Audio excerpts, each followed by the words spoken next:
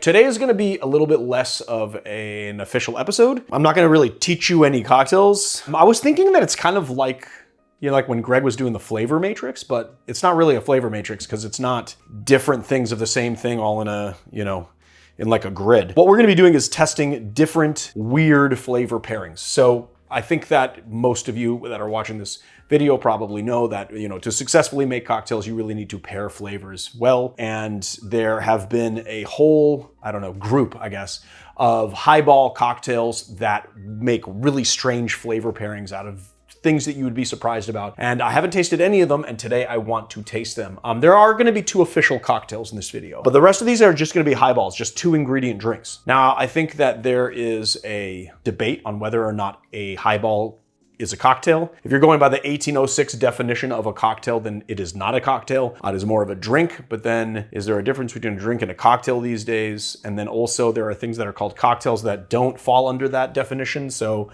I don't know if they're cocktails or not, but these are going to be flavors that I hope are going to be simple to put together, but complex on the palate. This is gonna be fun though. I haven't tasted any of these things. Today, we have partnered up with Geology, which is a 29-time award-winning skin, hair, and body care company. Just ask Men's Health, Hypebeast, Birdie, Esquire, Ask Men, and Oprah's Daily Grooming Awards. Their products are built around just a handful of proven ingredients trusted by dermatologists for decades. So there's no more need to futz around with a bunch of different products that you don't know what they do. Geology has distilled skincare down to its essentials. And the greatest thing about it too is that each set that you get has been formulated specifically for your skin so you get the most out of it. I've been using Geology for over a year now, and I use everything from their daily wash to their tone control to the ferulic acid, vitamin C and E serum, and then also, of course, their morning and nighttime routine. And I've seen a lot of benefits in my skin. The bags under my eyes are gone. My skin looks silky and smooth. It looks a lot more even. Performance moisturizer is one of my favorite things. I use it every single day. If you use my code BARFLY70 at checkout or scan the QR code on the screen, Geology will give you 70% off their award-winning skincare trial set. On top of that, they're gonna give you an additional bonus offer of up to 30% off one of their skin, hair, and body care products when you add it to your trial. This is one of the best offers you're ever gonna see. That's Geology, GEOLOGIE.com.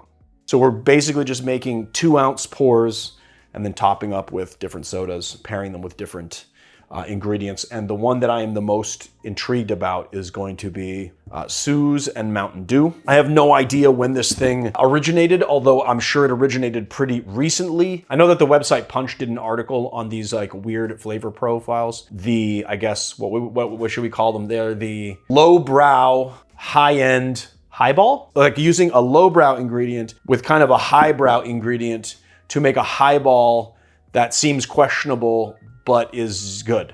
All right, let's do it. So let's grab some glassware here. I wanna try and make like smaller volume ones because, I mean, if I can, I need to grab ice. Fun fact about Mountain Dew, it was originally created as a whiskey mixer by some bottlers in Tennessee. They were like frustrated that they didn't have good mixers. That doesn't surprise me at all. That's cool. So do you know who developed Mountain Dew? It was the 2 original bottlers in Tennessee. But and like around what year? Oh, early 1900s. So early 1900s. Yeah. But it's not. It wasn't green, and it's different flavored now. Right. And do you know why it's called Mountain Dew? No. Enlighten us. Yeah. So, Mountain Dew is referring to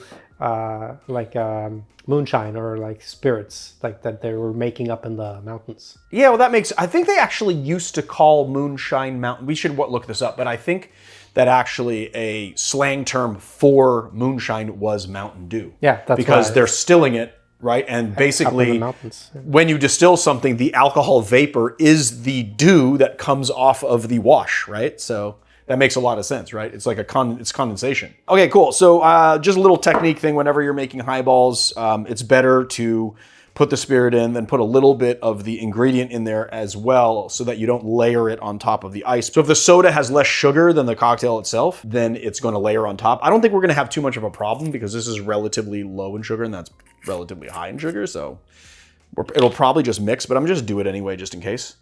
I'm assuming we just do a 2-ounce pour. So I'm gonna do that. The Suze is a gentian liqueur, so it's really bitter. Gentian is an alpine plant that is incredibly bitter, and you'll find it in most different Amaro as a bittering agent. And probably, you know, most bitters probably has some gentian in it as well. All right, here we go. So we're just gonna like pour a little bit in here like that. I'm gonna put some ice. You wanna make sure to pre-chill your soda, I would think. That's what I did anyway, because warm soda's gross. And then we're just gonna try and pour this off the ice a little. I have no idea how this is gonna taste. I kind of like the ectoplasmy color though.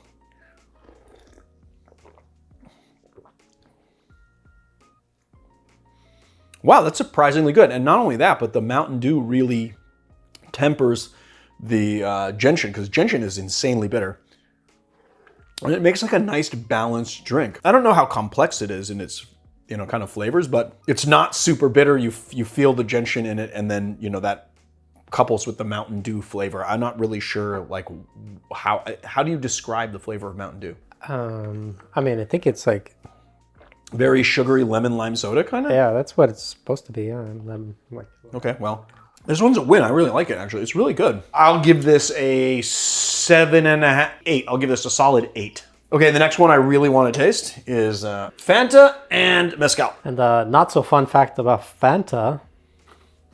Not so fun fact. I mean, it's fun facts and not fun facts. I mean, it is a fun fact. I don't know, like the circumstances around it, maybe not so fun, but okay. It was created in like Nazi Germany because of because couldn't get Coca-Cola products, or they didn't want to. So they made Fanta. Made their own Fanta, and then Coca-Cola. That's so weird though, because it says orange. It says orange in Spanish on it. Yeah, this is the Mexican Fanta. So it was made by Coca-Cola in Germany, but because of like restrictions on sugar and things in America, so they made their own like orange soda. Crazy. Nazi Germany. Who would have thought? Ooh, Espadin. I love that. Love me some Espadin Mezcal. Let's see. Okay, it's 2 ounces. How do you think this is going to taste? I mean, with different mezcals, it'll taste different, especially if you use different, you know, kind of mezcal sort of varietals. Here, hold on. See this label out? Just put a little in there. Is Fanta lightly sparkling? That's like really not very fizzy. It's not super fizzy, no. It's not fizzy. I don't like a lightly sparkling soda. I like my sodas to be like really, really sparkling. I don't know what it is about human beings and like the obsession with sparkly water though, but there definitely is one. All right, let's try it. Am I gonna get drunk at the end of this episode? I'm probably gonna be like, I don't know. It's gonna be weird. We're doing like a few episodes today, and I don't know. We'll see how the day goes.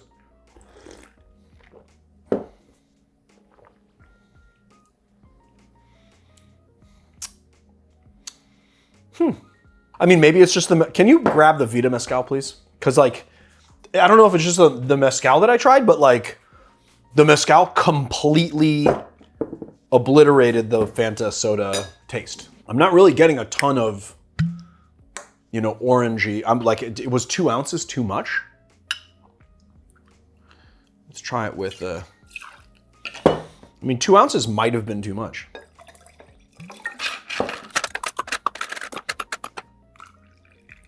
Here, let's clean the palate. I mean, Fanta is very subtle in its orange flavor. I think that's what people like about it. Do you remember Orange Crush? No. Orange Crush used to be a orange soda, but maybe just in the States. That was like really super orangey.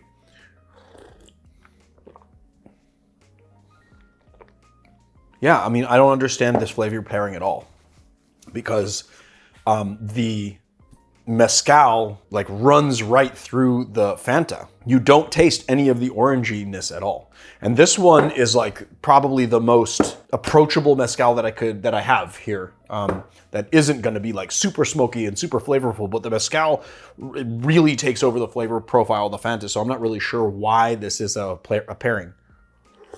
Yeah, not my favorite. I'm gonna give this, I don't know. I even have to debate whether it's a 2. I mean, it's really not, it's not that it's not good. It's fine, it tastes fine, but it's not like the complex flavor profile that I was looking for. So I don't know. I give this, I give it a 2. Grape soda and green chartreuse. Unfortunately, I didn't have fridge space to chill this, so it might be kind of, I don't know, is this gonna overflow if I open it? Not if I open it slowly. The most grape soda bottle you could think of. Yeah, I mean, the thing is that I wish I had like a grape soda brand to shoot for here. Not every grape soda is really equal, I guess, you know, like you could have some really good ones Can or you? some really bad ones. I think you probably can. I think there's levels of quality just like there is in everything. Don't you think? You don't think so? I don't know.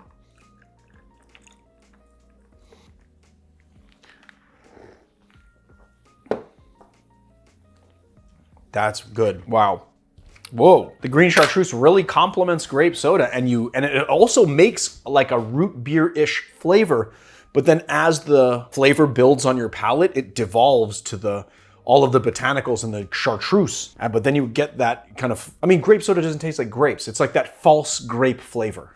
However you kind of categorize that in your brain, however you can describe that. It's like a grape Jolly Rancher mixed with botanicals, and you get the pininess of the chartreuse which comes through it. It's really good though. I don't know that I would be drinking grape soda because I just feel like grape soda, well, I mean, I don't know. I was gonna say it's gonna kill your body, but we're also drinking chartreuse, which is alcohol, and that's not good for you either, so none of it's good for you, but this is really good. I'm gonna give it a 7.5. Absinthe and root beer.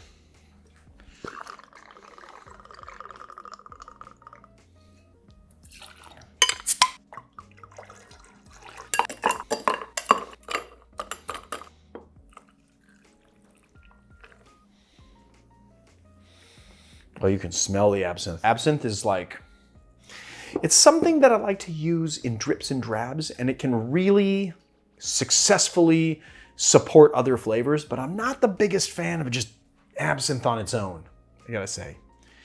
Question is, how's it gonna be in root beer? Oh, it's quite nice actually. I mean, it is absinthe dominant, but the root beer flavors come through. I'm gonna score this a 5. Look at that, it looshed on the inside. So see how it's all misty like that? It's because the cold root beer made the absinthe loosh. This one I know works. We're gonna build it in the bottle. We call this the Bromosa. There is, what is it called? Hold on. There is a whole thing of Aperol with High Life mixed together. The spaghetti. That's what people are calling it. So the Aperol High Life mixture is called a spaghetti. Like 3 or 4 years ago, we started doing this in Cole's French Dip and calling it a Bromosa because we add a little orange juice to this. So we gotta drink a little High Life. All right, we're gonna add in 1.5 ounces of orange juice and 1.5 ounces of Aperol.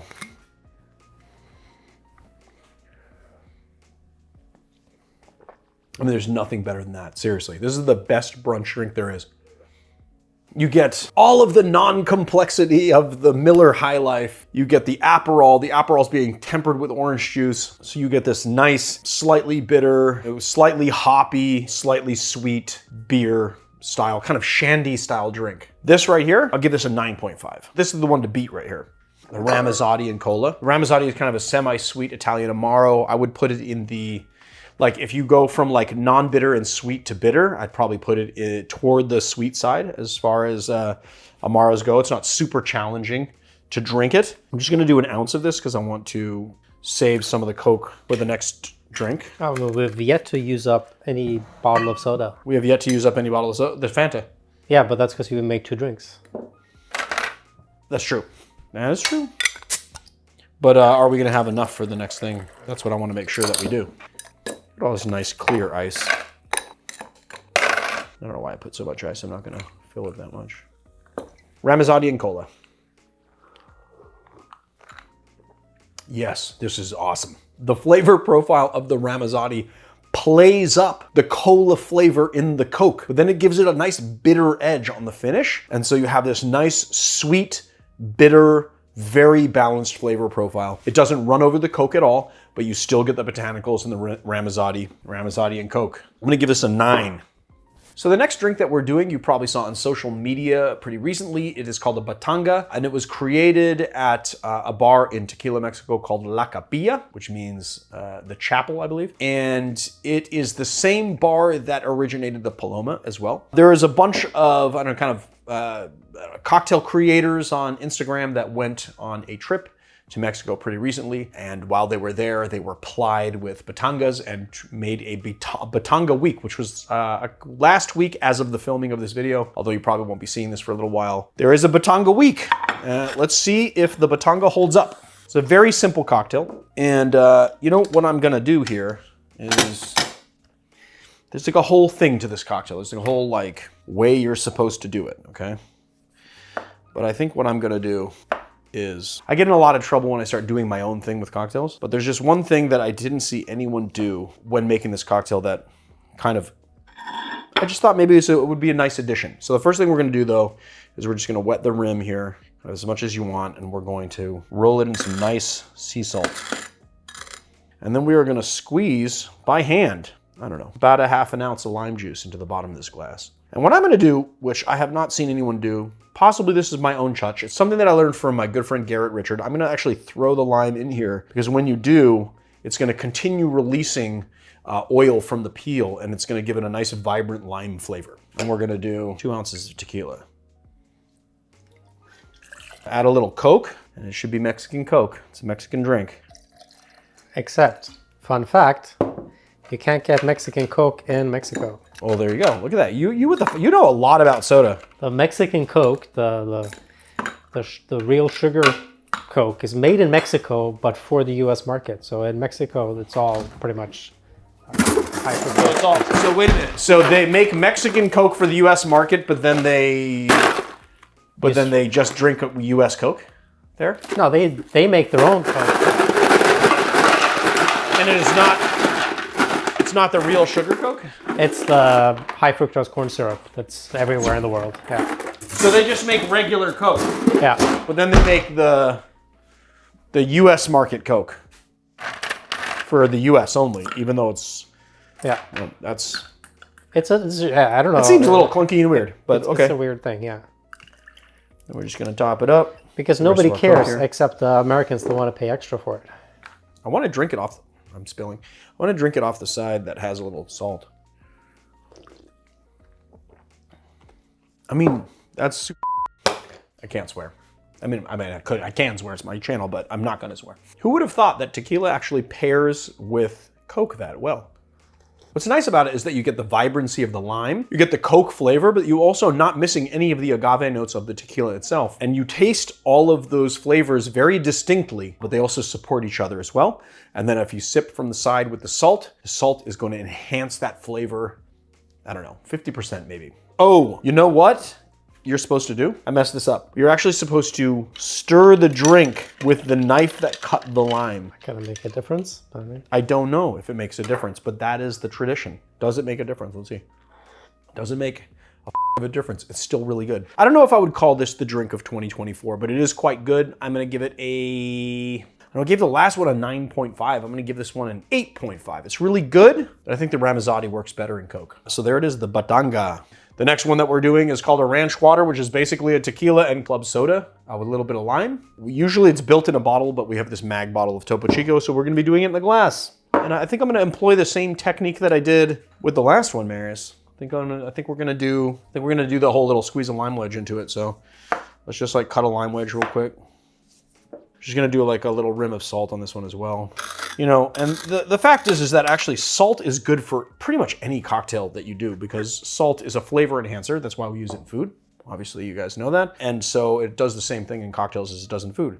So anytime you want to do like little saline drops, which is like you want to mix it with water, and if you want to do just a pinch of salt inside the tin before you shake, it's always really good. And it doesn't just work for shaken cocktails, although if you do it for stirred cocktails, it's better to do the saline solution because it's going to be harder to dissolve the salt in the drink should you do it in a stirred cocktail. Give it a squeeze. I don't know, I guess we'll do a half an ounce as well. And again, I'm going to take our nice additive-free tequila. We'll do 2 ounces.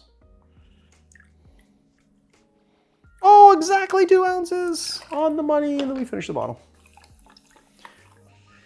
Let's give it a taste. I feel like this drink has been being made before it was ever called ranch water.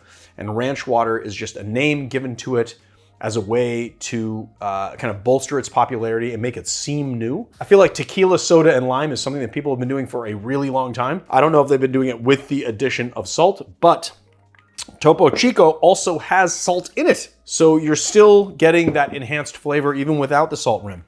I mean, with the salt, it's nice too. You get a little more salinity, you know, and then it kind of pops up the, pops up, or it just enhances the notes of the tequila. You made it relatively low ABV by putting it on soda. It is a nice drink. I have a hard time rating this because it's just so commonplace. I'm not sure why this ranch water thing was such a trend last year. I'm gonna give it a, I don't know, 7.5. It's not super complex in its flavor profile. It is very nice. I can see this being very nice on a hot day. Put a little cucumber in it, we can call it a spa water. Okay, so Table a little bit. Which one do you remember? Which one's I mean, I think the one that takes the cake for me is the Ramazzotti Cola. I think that one is the one that got rated the highest, and I think it is the most complex flavor profile. I think, well, or like the most complementary flavor profile. I think that the Batanga came in second, right? And I did like the Chartreuse and grape soda a lot. That was a really good one as well. Okay, so those are the ones you... I mean, if memory serves, I think those would be my most memorable ones. Although now that you're saying that way, I feel like you're like, oh, you rated them totally different. Yeah, completely different. So Miller High Life and Aperol. Oh, the Miller High Life. I'm sorry, I forgot about the Miller High Life and Aperol. That actually, I think that is my 100% favorite. Yeah. And then the Ramazzotti Cola. Yeah. And then tied for third place is grape soda and grape chartreuse. And the Batanga. Oh, I was totally right. I just forgot about the Bromosa. But the Bromosa is definitely my favorite, I think. It's the easiest to drink. It's not the most complex in flavor profile, but I think it's the most complementary. That being said, the Ramazzotti Cola, where the Ramazzotti really plays up the cola flavor, I think that one is also, I mean, I don't know. I feel like that should tie for first almost. It is really good. Maybe I was a little hard on it, but I really liked it. I just didn't want to give everything high marks because everyone always tells me like, oh, you like everything you put on this channel. Isn't there stuff you don't like? And it's like, sometimes, not really.